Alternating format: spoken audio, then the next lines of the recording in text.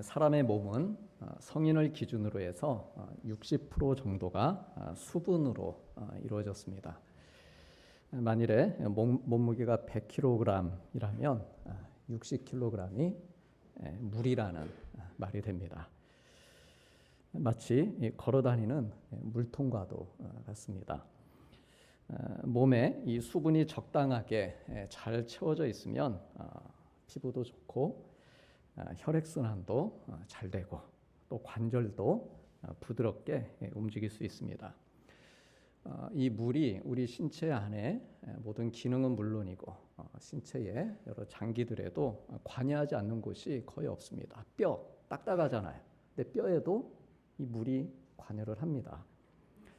우리의 뇌, 심장, 혈관, 혈액 등등 사람 신체의 많은 부분을 이제 수분, 이 물이 이제 관여를 하고 있습니다. 뿐만 아니라 생각의 질도 잘 유지할 수 있습니다. 즉 물이 우리 사람의 몸, 우리의 이 정신을 건강하게 해주는 중요한 역할을 합니다. 만일 이 몸에 수분이 모자라게 되면 이제 몸에 경보 장치가 울리게 됩니다. 갈증이 나고 입술이 마르고 또 혓바닥도 바싹바싹 타오릅니다. 이렇게 울리는 경보음은 반드시 물을 마셔야만 해결이 됩니다. 다른 걸로는 해결이 안 됩니다. 아무리 내가 돈을 많이 쌓아두고 있고 또 내가 높은 명예와 지식을 가지고 있다 해도 갈증은 반드시 물로 해결할 수 있습니다. 지식으로는 알죠. 돈으로는 살 수 있습니다. 그러나 물이 없으면 해결할 방법이 없는 것이죠. 반드시 물, 그 자체로만 해결할 수 있습니다. 물이 물 좀 주세요라고 계속 경보음을 주는데도 물을 마시지 않게 되면 신체가 제 기능을 하지 못하고 결국 위험한 상황에 처하게 됩니다. 그러면 우리의 영혼은 어떨까요? 우리의 영혼도 수분을 지니고 있어야 됩니다. 하나님이 주시는 말씀, 또 성령의 은혜, 또 기쁘고 감사한 마음 등등 이러한 것들로 또 귀한 찬양 이런 것들을 들으면서 좋다, 은혜가 된다. 이게 뭐겠습니까? 우리 영혼이 촉촉해지고 있다는 거예요. 메말라 있었는데 그렇게 적셔져 있어야 됩니다. 만일 이러한 영적 수분이 공급되지 않으면은 역시 경보 장치가 울리게 됩니다. 작은 일에도 급격한 감정의 변화가 나타납니다. 툭하면 화가 나기도 하고 근심 걱정과 불안이 끊이질 않습니다. 미워하는 마음도 들고 죄와 두려움이 영혼을 메마르게 합니다.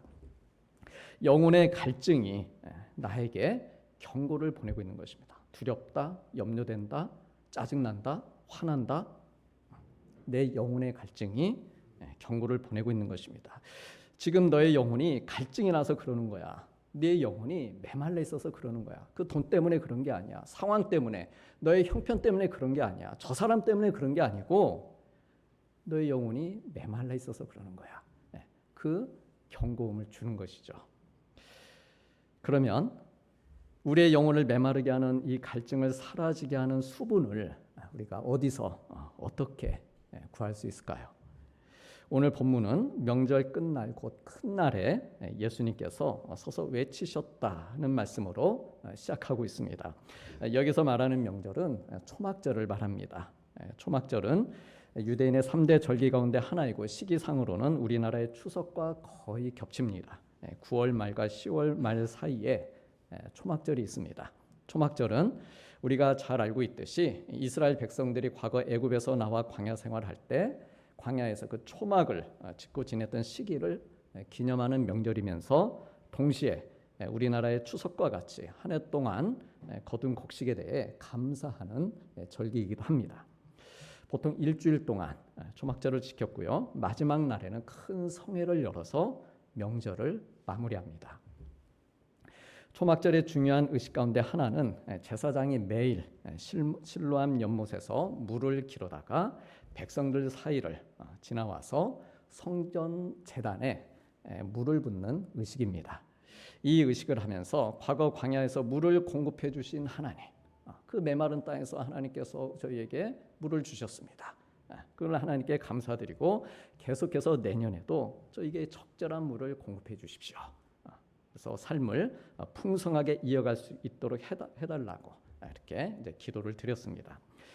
일주일 동안 매일 한 번씩 물 붓는 의식을 하다가 마지막 7째 날, 이날은 특별히 큰 날이다라고 하는데요. 그 이유는 여호수아가 그랬던 것처럼 이날은 제단을 7바퀴 돌면서 물 뿌리는 의식을 7번 연속으로 행했기 때문입니다. 이처럼 초막절에 물을 붓는 일은 상징성이 있는 매우 중요한 의식이었습니다. 그래서 바로 이 초막절 절기 마지막 날 우리 예수님께서 목소리를 높이셔서 누구든지 목마르거든 내게로 와서 마셔라 선포를 하신 것입니다. 영혼의 갈증을 해결할 수 있는 생명이신 주님께로 사람들을 초청하신 것이죠. 어떤 것으로도 채울 수 없는 인생의 메마름, 그 영혼의 갈급한 갈증을 온전히 해결할 수 있는 유일한 길로 나오라 이렇게 말씀을 하셨습니다. 예수님께서 이렇게 외치신 것은요, 당시 사람들이 겪고 있었던 목마름을 보셨기 때문입니다. 목마르지도 않는데 목마른 자는 내게로 와라. 너 미쳤냐? 그 얘기 들으시겠죠. 목말랐다는 겁니다. 그 의식을 보면서도 매일같이 물을 붓고 명절의 마지막 날에는 7번 물을 붓는 그 모습을 보면서도 저들의 마음에는 왜 이렇게 목마르지? 그 마음이 있었다는 거예요. 그리고 그 마음을 우리 예수님이 보셨다는 것입니다. 아셨다는 것입니다.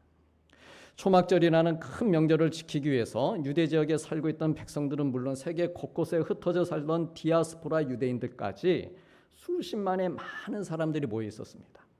창고에는 이제 막 걷어들인 곡식들, 과일들로 가득했고 성전에서는 매일같이 제사장들에 의해서 물이 부어지고 있었습니다.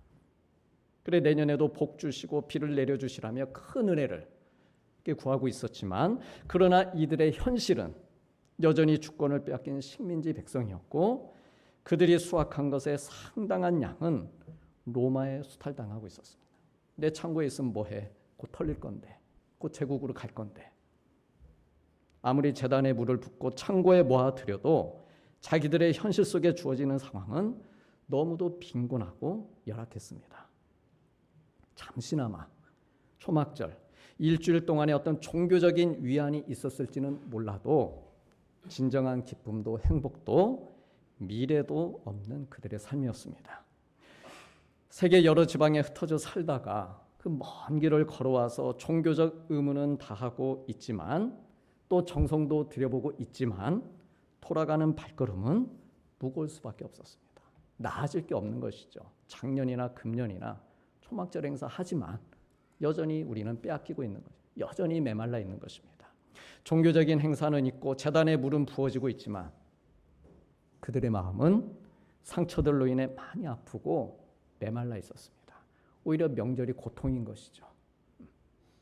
나아지지 않는 하나님이 자기들과 함께하고 계신다는 그 어떤 영적인 체험, 확신, 신뢰 그런 게 없었습니다. 오늘날로 보면 주일 성수와 예배라는 종교적인 행사는 있지만 또 기도와 찬송과 헌신의 물은 계속해서 부어지고 있지만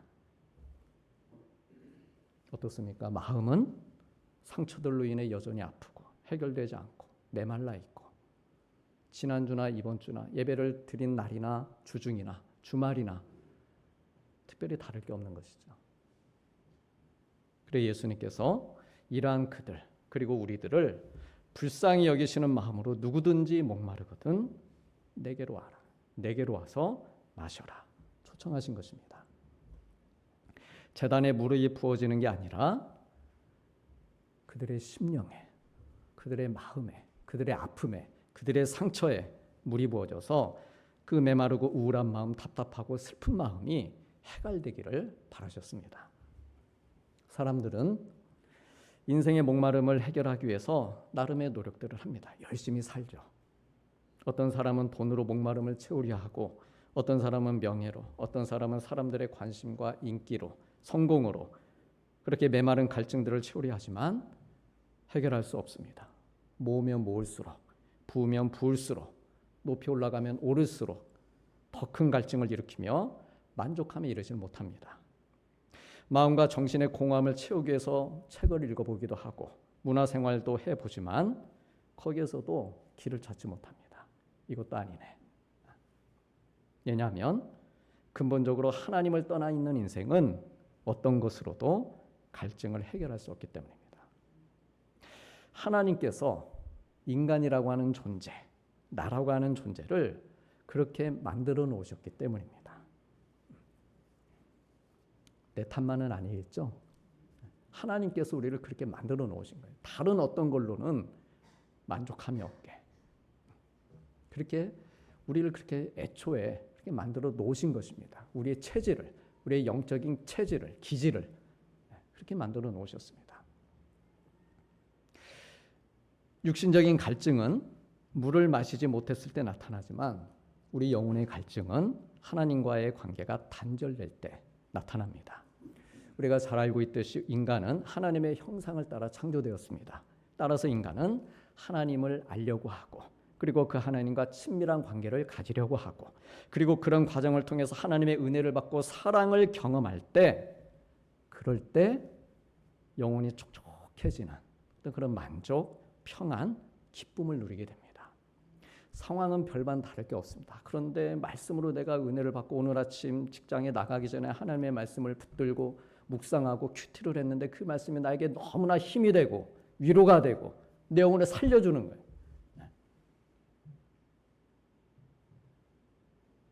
그런 은혜를 경험할 때 촉촉해지는 것이죠. 부드러워지는 것입니다.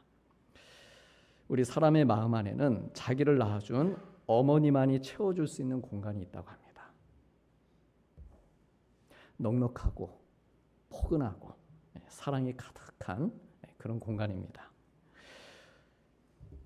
오직 어머니를 만날 때 느낄 수 있는, 어머니 하면 또 떠오를 수 있는, 생각할 수 있는 그런 공간입니다. 어머니의 뱃속에 있을 때는 자궁이라고 하는 그 공간이 있었다면 세상에 나와서는 어머니의 따뜻한 품이라는 공간이 있습니다. 어머니의 품, 공간이죠. 그래서 어머니만이 채워줄 수 있는 공간을 내가 사는 동안 잃어버리지 않고 혹 어머니가 가셨더라도 그것을 잊지 않고 어머니의 품을 그리워하고 기억하고 그렇게 사는 자녀들은 메마르지 않고 상처도 쉽게 아문다고 합니다. 하물며 피조물인 인간의 마음 안에는 창조주이신 하나님만이 채워주실 수 있는 공간이 있습니다.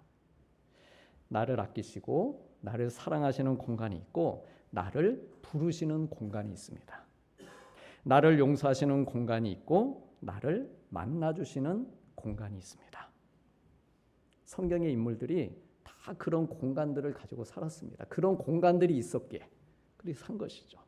야곱에게 야복강나루라는 공간이 있었죠. 그곳에서 하나님께 용서받고 하나님께 새 이름 받고 그가 놀랍게 변화되는 그 삶이 그 공간 안에서 하나님께서 그 공간 안에서 만나주신 것이죠. 모세에게 호렙산은 하나님을 만날 수 있는 공간이었죠. 예수님의 제자들 갈릴리라는 공간, 사도 바울은 다메섹 도상이라는 그 공간, 거기에서 만나주시고 사명을 주시고 했던 그런 공간들입니다. 나의 눈물을 닦아주시는 공간이 있고 나에게 사명을 주시며 영광을 받아주시는 공간이 있습니다. 오늘 우리가 예배를 드리고 있는 이 예배당 공간이죠. 이 예배당이라는 공간이 우리 성도님들 가운데 누군가에게는 사랑받는 공간이고 또 오늘따라 어떤 분에게는 용서받는 공간이 될 수도 있고 사명을 받는 공간, 위로받는 공간, 누군가는 감사하는 공간이 될 수도 있고 또 어떤 분에게는 응답받는 공간이 될 수도 있는 것이죠. 태초의 사람인 아담과 하와에게는 하나님과 함께 거닐 수 있는 에덴이라고 하는 공간이 있었습니다. 에덴이 곧 하나님의 품이었고 그들에게 목마르지 않는 삶을 제공해주는 공간이었습니다. 그런데 어떻습니까? 아담과 하와가 그 공간, 그 품을 떠난 것입니다. 죄를 짓고서 하나님과 함께 거닐던 공간을 잃어버리고 말았습니다. 창조주와 피조물, 공급자와 공급을 받는 자, 복을 주시는 분과 복을 받는 자의 관계가 이루어지던 그 아름다운 동산, 그 공간으로부터 쫓겨나고 말았습니다. 이로 인해 모든 인간은 하나님과의 단절에서 오는 본능적인 결핍, 즉 영혼의 갈증을 겪을 수밖에 없게 되었습니다. 그래서 앞서 말씀드린 대로 어떤 사람들은 이 갈증을 해소하기 위해서 물질로, 어떤 사람들은 명예나 인정받는 것으로, 혹은 권력으로, 혹은 쾌락이나 성공으로 그들의 잃어버린 에덴을 찾아 나서지만 찾을 수가 없는 것입니다. 왜냐하면 에덴은 하나님만이 주실 수 있는 공간이기 때문에 그렇습니다. 오직 하나님만이 창조하실 수 있고 오직 하나님만이 인간에게 선물로 주시는 공간이기 때문입니다. 그래서 이렇게 자리를 잡지 못하고 쫓겨 사는 인생, 이러한 연약하고 불쌍한 인생들을 향해서 우리 예수님께서 유일한 길이 되시고 생명수가 되셔서 누구든지 목마르거든 내게로 와서 마시라. 마실 수 있는 공간을 내게로 와서 오는 순간 공간이 만들어지는 것입니다. 그 공간 안에서 나를 만나고 나를 마셔라 말씀해 주신 것이죠. 메마른 공간에서 더 이상 헤매지 말고 거기서 고통스럽게 지내지 말고 내게로 와서 너의 영혼과 인생의 목마름을 해결하고 내가 주는 생명과 쉼과 평안을 마음껏 누리라고 하신 것입니다. 누구든지 목마르거든 내게로 와서 마시라 라고 말씀하셨을 때 이 마시라 라고 하는 표현은요, 되풀이해서 들이켜라 그런 뜻입니다. 그러니까 한 번만 와서 마시는 게 아니고 계속 마셔라. 계속 마셔라. 정기적으로 쉼없이 언제든지 너의 목마른 영혼에 생명수가 부어지도록 해라 라고 하는 말씀입니다. 나의 은혜를 통해, 나의 사랑을 통해, 나의 능력을 통해, 나의 돌봄과 인도를 통해 계속해서 그렇게 생명의 물을 받으라 말씀하십니다. 스트레스를 받을 때마다, 삶의 의미가 사라져 버릴 때마다, 불안한 마음이 들고 미래에 대한 걱정이 너를 짓누를 때마다 내게로 와서 마셔라. 나를 믿어라. 나를 신뢰해라. 그러면 너의 배에서, 즉 너의 중심 깊은 곳에서 생수의 강이 흘러나올 것이다 라고 말씀하십니다. 주님이 우리에게 주시는 물은요, 아무리 주시고 주셔도 마르지가 않습니다.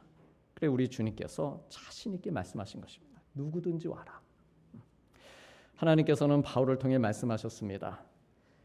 능히 모든 성도와 함께 지식에 넘치는 그리스도의 사랑을 알고 그 너비와 길이와 높이와 깊이가 어떠함을 깨달아 하나님의 모든 충만하신 것으로 너희에게 충만하게 하시기를 구하노라.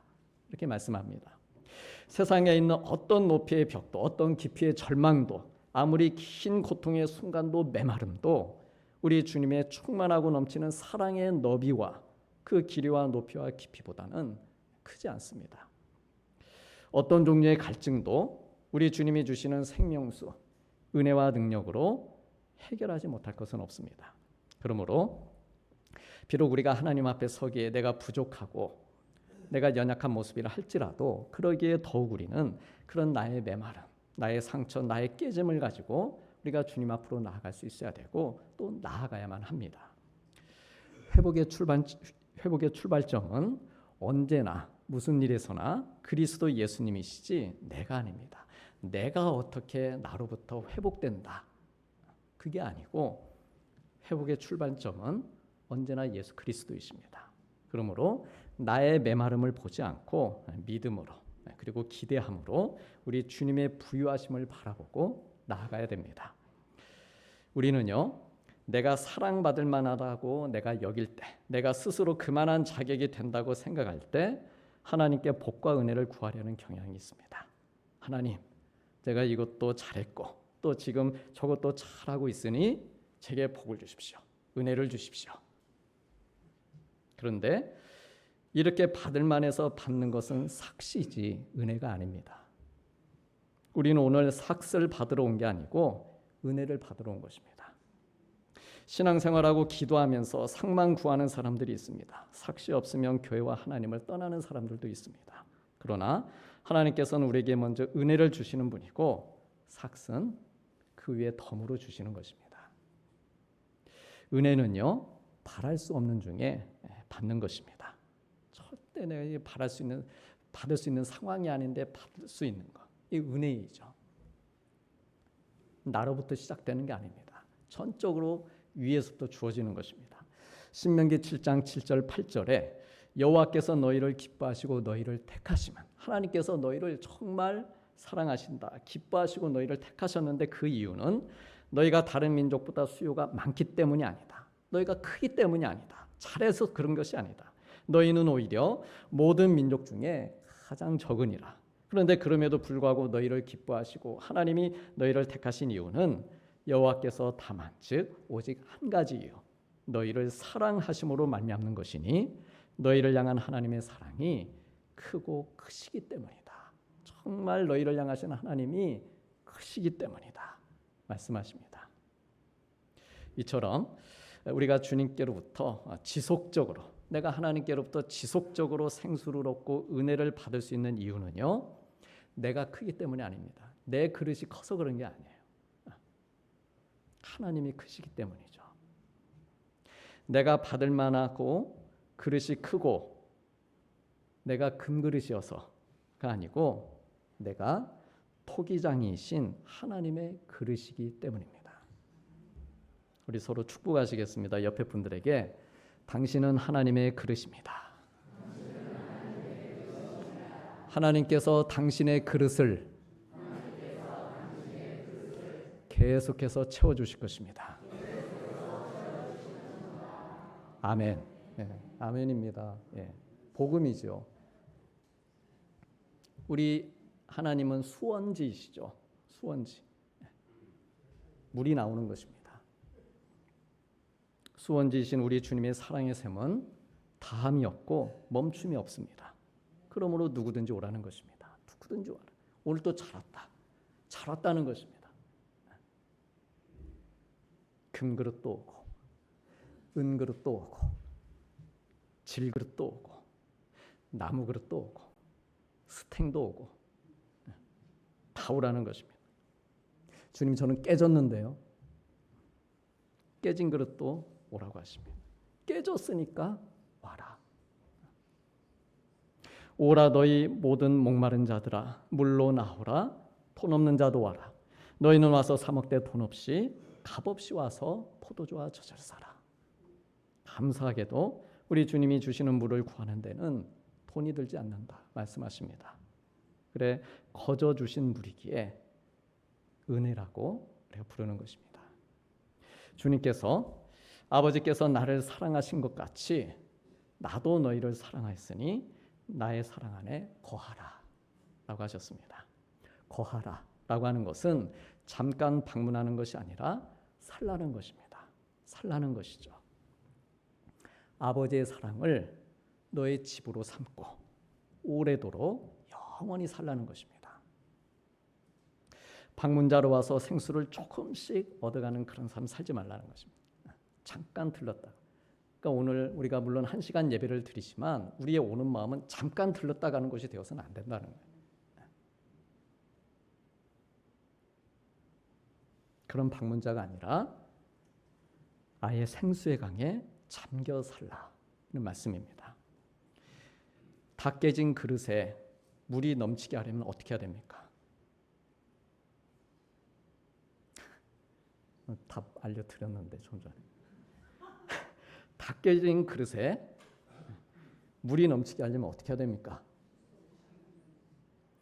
물에 잠기게 하면 되는 겁니다.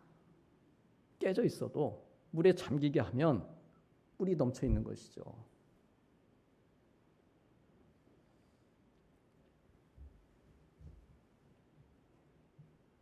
그래서 깨진 그릇도 주님 앞으로 가는 것입니다. 깨졌기에.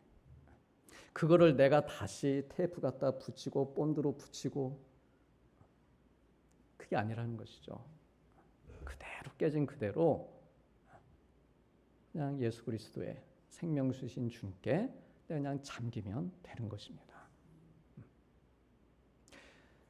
물이 가득 채워져 있습니다. 깨진 그릇도. 그래서 그러면 깨진 그릇이 계속해서 나는 깨졌는데 그 탓을 하고 있을 것인가? 그렇지 않습니다. 깨져 있지만 이미 채워진 그것을 인해 그걸 누리는 것이죠. 하나님의 은혜를 그 깨진 가운데서도 그 충만하신 은혜를 누리게 되는 것입니다. 그래 네가 생수의 강에 잠겨 살면 네가 내 안에 내가 너 안에 거함으로 열매를 많이 맺을 것이다 라고 하십니다. 그는 시냇가에 심은 나무가 철을 따라 열매를 맺으며 그 잎사귀가 마르지 아니함 같으니 그가 하는 모든 일이 다 형통할 것이다 라고 말씀하십니다. 메말라 있지 않기에 촉촉하고 윤기가 넘쳐 흐르기에 너의 영혼도 너의 삶도 열매를 많이 맺으며 형통할 것이라는 말씀입니다. 하나님 아버지 집에는 거할 곳이 많다고 했습니다. 예배도 중요하고 기도하는 것도 중요하고 초막절 절기도 중요하고 물을 떠다가 제단에 붓는 의식도 중요한데 이 모든 것들의 목적은 그 행위 자체에 있는 것이 아니라 주님 안에 거하기 위해서입니다. 아버지 집 안에 거하기 위해서입니다. 오늘 또 우리가 종교활동으로만 그래서 끝나는 게 아니라는 것이죠. 우리가 이 자리에 하나님 예배하는 것은 아버지 집 안에 내가 아버지 안에 또 아버지께서 내 안에 이렇게 거하시는 것처럼 내가 아버지 집 안에 그냥 거하기 위해서 그 은혜를 누리기 위해서 하나님을 예배하고 있는 것입니다. 하나님 아버지의 사랑을 알고 그 사랑을 경험하고 그 사랑의 강에 빠져서 마음껏 누리기 위해서입니다. 그러므로 우리 사랑하는 성도님들, 혹 나의 마음, 나의 상황이 메말라서 두려워하고 메말라서 염려하고 메말라서 불안해하고 있다면 그 메마르고 고통 가득한 집으로부터 나와서 사랑과 은혜와 평강으로 가득한 아버지의 집을 찾으시길 바랍니다. 아버지의 품을 찾고 안겨서 아버지의 사랑 안에 거하시길 바랍니다. 그러면 우리 하나님께서 아버지께서 그분의 품으로부터 나오는 생수의 강에 나를 온전히 잠기게 하셔서 우리의 배에서도 생수의 강이 흘러나오는 은혜를 주실 것입니다. 부유하신 아버지의 사랑을 받으며 기쁨과 자유함을 누리게 하여 주시고 내가 믿음 생활하는 것이 즐겁고 메마름이 없게 해주시고 내 인생의 모든 날들이 큰 날이 되도록 우리의 삶을 인도하시며 영광을 받으실 것입니다. 특별히 올 추석 명절을 이러한 복된 마음으로 준비하고 맞이하실 수 있길 바랍니다.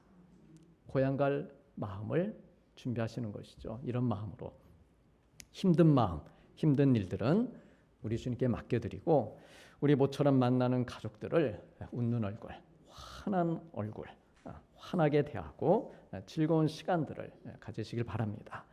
또한 특히 멀리 외국에 우리 가 있는 우리 자녀들 둔 우리 가족분들도 더 즐겁고 더 기쁜 마음으로 더 마음껏 축복하시면서 영상통화하시면서 오히려 이곳에서 넘치는 하나님의 은혜의 생수가 그곳에서도 같이 터져서 우리가 같이 주 안에서 함께 즐거워하는 그런 시간들을 가지시기를 축복합니다. 그리고 명절에 끝날을 생각하실 수 있길 바랍니다. 즐거운 마음으로 우리 이렇게 명절을 시작하고 있는 이 마음이 단지 만남과 먹고 마심으로 인한 즐거움에서 그치지 않고 명절이 끝나는 날에 우리 성도님들의 배, 속마음 깊은 곳에서 생수의 강이 흘러나오는 은혜가 있기를 축복합니다. 모든 우리 모인 일가 친척들에게도 우리 주님의 생수의 강, 즉 성령의 역사하심, 성령의 은혜가 흘러들어가서 그들의 인생의 목마름도 해결이 되고 주님을 더 잘 믿는 기회가 되기를 축복합니다. 그래서 명절 끝날이 언제입니까? 한 수요일 정도 되죠? 그 명절 끝날이 메마르지 않고 명절 증후군으로 고생하지 않고 우울하지 않고 미워하지 않고 명절 끝날 시기하거나 불평하지 않고 감사하고 즐겁고 평안하고 사랑의 강이 흘러넘치는 그런 복된 명절 끝날, 정말 큰 날로 보내면서 우리 하나님께 큰 감사와 영광 올려드리시는 복된 성도님들 되시기를 주님의 이름으로 축복합니다. 기도하시겠습니다. 명절 끝날 곧 큰 날에 예수께서 서서 외쳐 이르시되 누구든지 목마르거든 내게로 와서 마시라. 나를 믿는 자는 성경의 이름과 같이 그 배에서 생수의 강이 흘러나오리라 하시니 이는 그를 믿는 자들이 받을 성령을 가리켜 말씀하신 것이라. 아멘.